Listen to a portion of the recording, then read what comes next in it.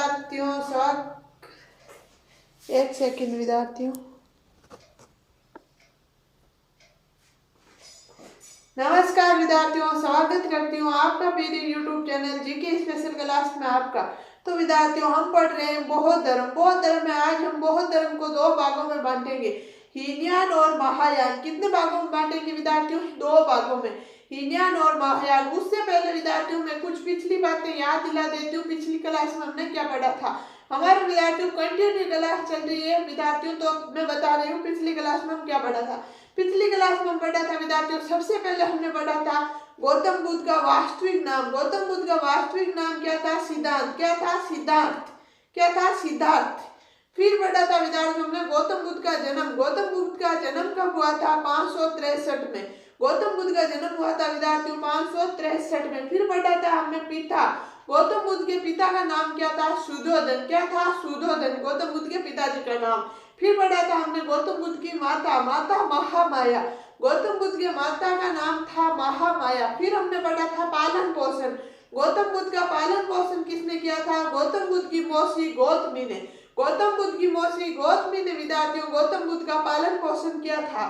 फिर हमने पढ़ा था गौतम बुद्ध का विवाह। गौतम बुद्ध का विवाह किसके साथ हुआ था? यशोधरा।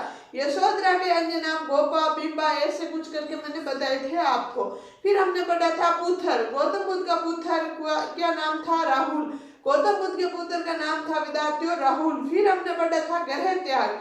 गौतम बुद्ध ने गृह त्याग कब किया था? 29 वर्ष की आयु में गौतम बुद्ध जी ने गृह त्याग किया था विद्यार्थियों। फिर हमने पढ़ा था गुरु बनाया। गौतम बुद्ध ने गुरु किसको बनाया? तो विद्यार्थियों गौतम बुद्ध ने गुरु दो बनाए थे। कितने बनाए थे विद्यार्थियों? दो गुरु बनाए थे। सबसे पहला बनाया था आलार कालम। आलार कालम, आलार कालम, आलार कालम बनाया था विद्यार्थियों, जो इनको सांख्य दर्शन की शिक्षा दी थी। जिन्होंने इनको गौतम बुद्ध जी को सांख्य दर्शन की शिक्षा दी थी विद्यार्थियों, और दो गुरु बनाए थे। एक ही गुरु का मतलब ज्यादा इंपॉर्टेंट है, मैं बता रही हूँ। फिर हमने पढ़ा था तपस्या। गौतम बुद्ध जी ने 5 शिष्यों के साथ तपस्या की थी। फिर हमने पढ़ा था ज्ञान प्राप्ति। ज्ञान प्राप्ति विद्यार्थियों 35 वर्ष की आयु में गौतम बुद्ध जी ने ज्ञान प्राप्त किया। फिर उपदेश। उपदेश प्रमुख शिष्य मतलब अपने शिष्यों को उपदेश दिए थे। क्या दिए थे? वो पढ़ा था। फिर पढ़ी थी हमने मृत्यु। 80 वर्ष की आयु में 483 में गौतम बुद्ध की मृत्यु हुई थी विद्यार्थियों। फिर हमने पढ़े थे प्रमुख शिष्य। गौतम बुद्ध जी के प्रमुख शिष्य कौन कौन से थे? फिर हमने पढ़े थे गौतम बुद्ध की प्रमुख शिष्याएं। प्रमुख शिष्याएं कौन कौन सी थी? फिर हमने लिया था पॉइंट गौतम बुद्ध की शिक्षाएं। क्या लिया था? गौतम बुद्ध की शिक्षाएं। फिर हमने पढ़ा था शिक्षा में आया था पॉइंट, अगला पॉइंट हमने पढ़ा था अष्टमार्गिक, अष्टांगिक मार्ग। अष्टांगिक मार्ग पढ़ा था विद्यार्थियों। फिर हमने उसके बाद पढ़ा था त्रिरत्न या त्रिशरणम। त्रिरत्न या त्रिशरणम पढ़ा था। फिर हमने विद्यार्थियों पिछली कल की क्लास में कल तो हमने ली नहीं थी, परसों की क्लास में हमने पढ़ा था बौद्ध की संगीतियां। बौद्ध की 4 संगीतियां पढ़ी थी विद्यार्थियों। उससे आगे आज हम पढ़ेंगे बौद्ध धर्म को दो भागों में बांटा, हीनयान महायान। विद्यार्थियों ये तो शॉर्ट विद्यार्थियों, आपको भी शॉर्ट नोट बनाने हैं। शॉर्ट नोट बना के लिखना, आपको अच्छे से याद हो जाएगा, क्योंकि जब आपको एग्जाम पास में आएगा 2-3 दिन पहले आप सरसरी नजर से शॉर्ट चीजें देख लोगे तो आपको पूरी थोड़ी याद आ जाएगी बीच में क्या क्या पढ़ा था। तो विद्यार्थियों चलो आगे हम पढ़ रहे हैं गौतम बुद्ध के बौद्ध धर्म को दो भागों में बांटा गया, हीनयान महायान। कितने भागों में विद्यार्थियों? 2 भागों में। सॉरी, हीनयान स्थैर्यवादी, थेरवादी, परंपरावादी। स्थैर्यवादी, थेरवादी, परंपरावादी। महायान सर्वास्तिवादी, महासंघिक, परिवर्तनवादी। सर्वास्तिवादी, महासंघिक, परिवर्तनवादी महायान। हीनयान व्यक्तिवादी धर्म। हीनयान में विद्यार्थियों व्यक्तिवादी धर्म था, जबकि महायान में सर्वास्तिवादी धर्म था। सर्वास्तिवादी धर्म था। हीनयान बुद्ध को महापुरुष मानते थे। हीनयान में बुद्ध को महापुरुष माना गया है, जबकि महायान में बुद्ध को भगवान मानते थे। हीनयान में मूर्ति पूजा नहीं करते थे, महायान में मूर्ति पूजा करते थे। हीनयान में ग्रंथ पाली भाषा में था, महायान में ग्रंथ संस्कृत भाषा में था। हीनयान में आदर्श या अहर था और महायान में आदर्श या बोधिसत्व था। फिर हीनयान में आत्मा व पुनर्जन्म में विश्वास नहीं करते थे। हीनयान में आत्मा व पुनर्जन्म में विश्वास नहीं करते थे और महायान में आत्मा व पुनर्जन्म में विश्वास करते थे। कैसे? जैसे कि हम मानते हैं ना, हमारे अंदर आत्मा होती है, जब हमारा देहांत होता है तो हमारी आत्मा निकलती है। हम ऐसे मानते हैं ना, पिछले जन्म में ये थे वो थे, पाप मत करो, अगले जन्म में ये होगा वो होगा। तो वो हीनयान में उन पे विश्वास नहीं करते थे, महायान में विश्वास करते थे। फिर हीनयान में निम्न मार्गी रूढ़िवादी धर्म है, जबकि महायान में सरल मार्गी, रूढ़ि यानी कठिन मार्गी है, जबकि सरल मार्गी नवाचारवादी धर्म है। तो विद्यार्थियों ये इन दोनों में अंतर है। पर्सन मेन मोस्ट के विद्यार्थियों, बौद्ध धर्म को कितने भागों में बांटा गया? बौद्ध धर्म को 2 भागों में बांटा गया। उन बौद्ध धर्म के 2 भाग कौन कौन से? हीनयान और महायान। तो विद्यार्थियों आप स्क्रीनशॉट ले लो, नोट्स बना लो, मैं बोल रही हूँ आप लिख लो। चलो लिखो, हेडिंग लगाना बौद्ध धर्म। बौद्ध धर्म ये लगानी है विद्यार्थियों, ये नहीं है मेरे ये मेन हेडिंग है, आपको भी अब ये लिखना है बौद्ध धर्म। फिर 2 भागों में बांटना है, आप ऐसे लिखना, सेम वैसे ही बनाना। सॉरी, बौद्ध धर्म लिखो, एक तरफ हीनयान एक तरफ महायान। हीनयान के नीचे लिखो स्थारवादी, थेरवादी, परंपरावादी। महायान के नीचे लिखो सर्वास्थिवादी, महासंगिक, परिवर्तनवादी। ये परिवर्तनवादी नाम है लास्ट में। फिर लिखो विद्यार्थियों हीनयान, पहले हीनयान की बातें लिख लेना, फिर महायान की लिख लेना। लिखो व्यक्तिवादी धर्म, हीनयान में 1 नंबर लिखना व्यक्तिवादी धर्म, 2 नंबर लिखना बुद्ध को महापुरुष मानते हैं, 3 नंबर लिखना मूर्ति पूजा नहीं करते हैं, 4 नंबर लिखना ग्रंथ पाली भाषा में, 5 नंबर लिखना आदर्श या अहरत, 6 नंबर लिखना आत्मा व पुनर्जन्म में विश्वास नहीं, 7 नंबर लिखना निम्न मार्गी या रूढ़िवादी धर्म।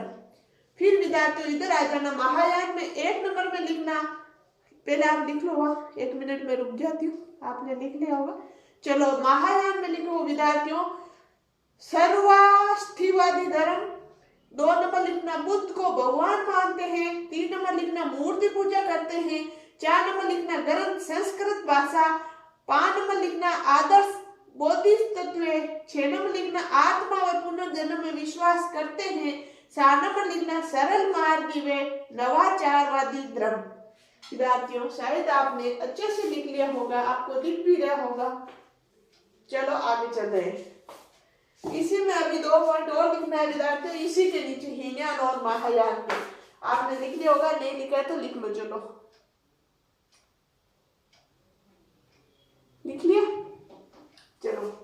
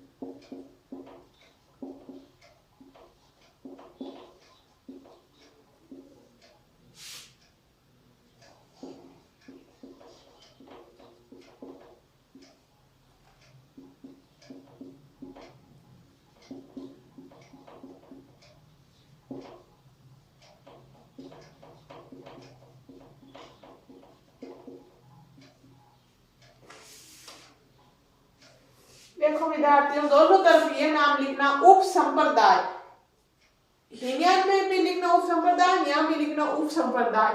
उप संप्रदाय लिखना है विद्यार्थियों हीनयान और महायान दोनों में। उप संप्रदाय हीनयान के नीचे लिखना स्वतांत्रिक, बी लिखना वेबासिक या वेबसिक, एक ही बात है, दोनों कुछ भी लिख लेना। और इधर लिखना या उप संप्रदाय नाम तो लिखना, ए में लिखना माध्यमिक शून्यवाद, बी में लिखना योगाचर या विज्ञानवाद। ये दो नाम विद्यार्थियों और लिख लो, आप नोट्स बना लो जल्दी से इनका। लिखो उप संप्रदाय, उप संप्रदाय दोनों तरफ लिखना है उप संप्रदाय। फिर लिखो उधर ए और बी, इधर भी ए और बी लिखना, स्वतांत्रिक या व्यवसायिक, दो नाम, बी में व्यवसायिक। और इधर ए में लिखना माध्यमिक शून्यवाद, बी में लिखना योगाचर विज्ञानवाद। ये दो नाम में विद्यार्थियों आप लिख लो जल्दी से, फिर आगे चल रहे। लिख लिया होगा, चलो।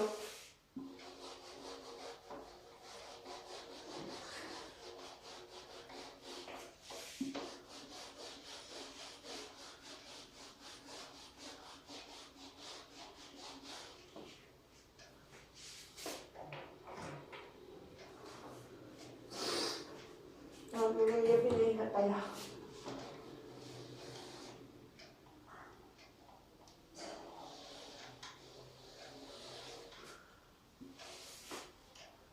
आपको अब ये नहीं लिखना है, ये तो मेन हेडिंग हो गई है बौद्ध धर्म।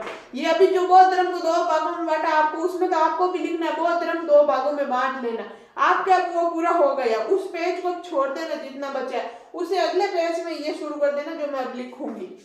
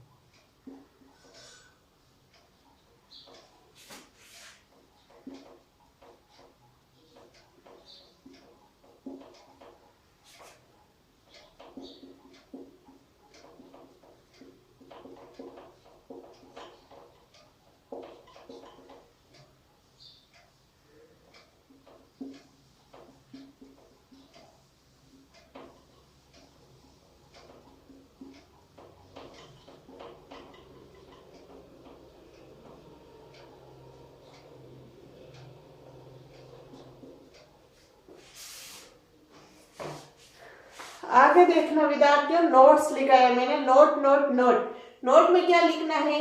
शुद्ध पित्त को महत्व देने वाले स्वतांत्रिक कहलाए तथा विभाषा शास्त्र को महत्व देने वाले वैभाषिक कहलाए। क्या कहलाए? शुद्ध पित्त। शुद्ध पित्त को महत्व देने वाले तो कहलाए थे विद्यार्थियों स्वतांत्रिक, और तथा विभाषा शास्त्र को महत्व देने वाले क्या कहलाए थे? वैभाषिक। क्या कहलाए थे? वैभाषिक। तो प्रश्न ऐसे आएगा, शुद्ध पित्त को महत्व देने वाले क्या कहलाए थे? तो इनमें से एक 3-4 नाम आएंगे, तो आपको लिखना है स्वतांत्रिक। क्या कहलाए थे? स्वतांत्रिक। फिर है विद्यार्थियों तथा विभाषा शास्त्र को तो वी से वैभाषिक कहलाए। फिर विद्यार्थियों अगला नोट है, माध्यमिक शून्यवाद का जनक नागार्जुन को माना जाता है, जिन्हें भारत का आइंस्टीन कहते हैं। भारत का आइंस्टीन किसे कहते हैं? नागार्जुन को माध्यमिक शून्यवाद का जनक माना जाता है। फिर नोट्स में लिखना, मैत्रेय नाथ को योगाचार विज्ञानवाद का जनक माना जाता है तथा इनके सहयोग एस वे वसुबंधु थे। इनके सहयोग एस वे वसुबंध थे। किनके सहयोग थे विद्यार्थियों? मैत्रेय नाथ को योगाचार विज्ञानवाद का जनक माना जाता है। तो विद्यार्थियों ये लिख लो जल्दी, फिर हम आगे चल रहे हैं। लिखो, नोट्स लगा के लिखना, शुद्ध पित्त को महत्व देने वाले स्वतांत्रिक कहलाए तथा विभाषा शास्त्र को महत्व देने वाले वैभाषिक कहलाए। अगला नोट्स लिखना, माध्यमिक शून्यवाद का जनक नागार्जुन को माना जाता है, जिन्हें भारत का आइंस्टीन कहते हैं। ई के ऊपर माथर बड़ी है और आधा से ट्रिन, ये कहलाए विद्यार्थियों। आपको नहीं दिख रहा है तो मैं बोल रही हूँ, आपको दिख रहा है तो अच्छी बात है, आइंस्टीन कहते हैं। फिर अगला नोट्स लिखना, मैत्रेय नाथ को योगाचार विज्ञानवाद का जनक माना जाता है। मैं धीरे धीरे बोल रही हूँ।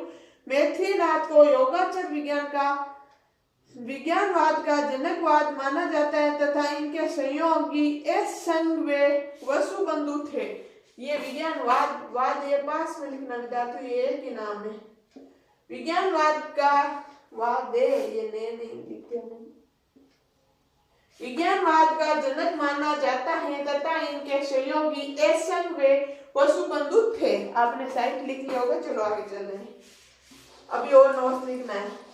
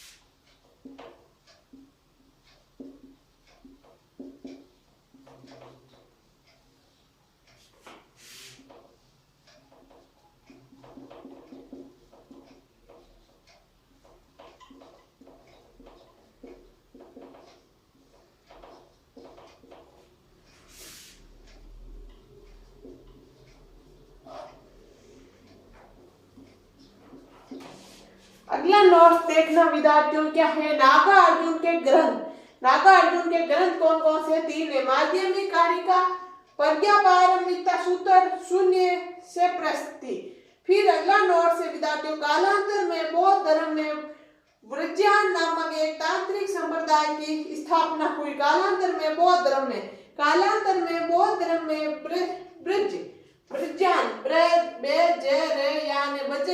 ब्रज्यान नामक एक तांत्रिक संप्रदाय की स्थापना हुई। ये नाम सही नहीं लिखा मैंने, ब्रज्यान। ये ऐसे वज्रयान नामक एक तांत्रिक संप्रदाय की स्थापना हुई। तो विद्यार्थियों ये लिख लो, फिर हम आगे चलते हैं। लिखो विद्यार्थियों, नागार्जुन के ग्रंथ पहला नोट्स में लिखना। माध्यमिक कारिका 2 नंबर है प्रज्ञा पारमिता सूत्र, 3 नंबर है शून्य से प्रस्ति। अगला नोट लिखना, कालांतर में बौद्ध धर्म में वज्रयान नामक एक तांत्रिक संप्रदाय की स्थापना हुई। तो विद्यार्थियों चलो इससे आगे और लिख रहे हैं हम, आपने नोट्स बना दिया लोग। आगे देखो विद्यार्थियों, अगला पॉइंट है बौद्ध धर्म के प्रतीक चिन्ह। बौद्ध धर्म के प्रतीक चिन्ह कौन कौन से हैं? तो देखना, 1 नंबर है गर्भ में प्रवेश। जब गर्भ में प्रवेश हुए थे बौद्ध तो कौन सा चिन्ह था? हाथी। जन्म का प्रतीक चिन्ह क्या था? कमल या वृषभ। ग्रह त्याग का प्रतीक चिन्ह क्या था? अश्व या घोड़ा। अश्व को क्या बोलते हैं? घोड़ा। ज्ञान प्राप्ति का प्रतीक चिन्ह क्या था? बोधि वृक्ष। उपदेश का प्रतीक चिन्ह क्या था? धर्म चक्र। निर्माण का प्रतीक चिन्ह क्या? पद चिन्ह या पगलिया। मृत्यु का प्रतीक चिन्ह क्या था? स्तूप। और हमारे अगला पॉइंट होगा विद्यार्थियों स्तूप। स्तूप पढ़ने के बाद हमारे बौद्ध धर्म पूरा हो जाएगा विद्यार्थियों। फिर हम पढ़ेंगे जैन धर्म। और मैं चैलेंज के साथ कह रही हूँ विद्यार्थियों, जितना डिटेल से बौद्ध धर्म मैंने करवाया है आप सर्च करके देख लेना, इतना आपको कोई भी किसी भी यूट्यूब में नहीं मिलेगा। आपको जितना डिटेल से मैंने एक एक बात करवाई है। अगर फिर भी मेरे से कोई गलती हुई है, छूट गई है, तो आप कमेंट्स में बताना ये नाम ये छूट गया है, तो वो हम मंडे की क्लास में हम कवर कर लेंगे जो छूटा है। बाकी जहां तक हो, मैंने एक भी बौद्ध धर्म में पर्सन नहीं छूटा। बौद्ध धर्म में पर्सन आना ही आना, हर एग्जाम में होता है बौद्ध धर्म, और 1% तो आएगा ही। और 1% आपको पता है 2 नंबर का होता है। 2 नंबर जिसके जो एक पॉइंट से रह गया उनको पूछो विद्यार्थियों 2 नंबर कितना मायने रखता है। तो 1% आएगा। इनमें से बाहर अगर आएगा तो मेरी गारंटी है बौद्ध धर्म का पर्सन इनमें से बाहर नहीं आएगा। जो मैंने करवाया है, मैंने इतने डिटेल से आपको करवाया, एक पॉइंट लिखाया है विद्यार्थियों, इतना डिटेल से कोई नहीं करवाता है। तो देखो अब आप लिखो, नोट्स बनाओ, मैं बोल रही हूँ। लिखना बौद्ध धर्म के प्रतीक चिन्ह। अगला पॉइंट है विद्यार्थियों बौद्ध धर्म के प्रतीक चिन्ह। 1 नंबर लिखना गर्भ में प्रवेश। आगे लिखना हाथी। 2 नंबर लिखना जन्म का प्रतीक। आगे लिखना कमल या वृषभ। 3 नंबर लिखना। तो विद्यार्थियों आपने स्क्रीनशॉट ले लिया होगा, लिख लिया होगा। तो विद्यार्थियों आज के लिए इतना ही, बाकी पढ़ेंगे हम नेक्स्ट क्लास में। जब तक के लिए आप स्वस्थ रहो, मस्त रहो, पढ़ते रहो। मेरी क्लास को लाइक करना, शेयर करना और सब्सक्राइब करना बिल्कुल नहीं भूलना। धन्यवाद। आपने यहाँ तक लिखा है, इससे आगे मैं बोल रही हूँ, आप लिख लो।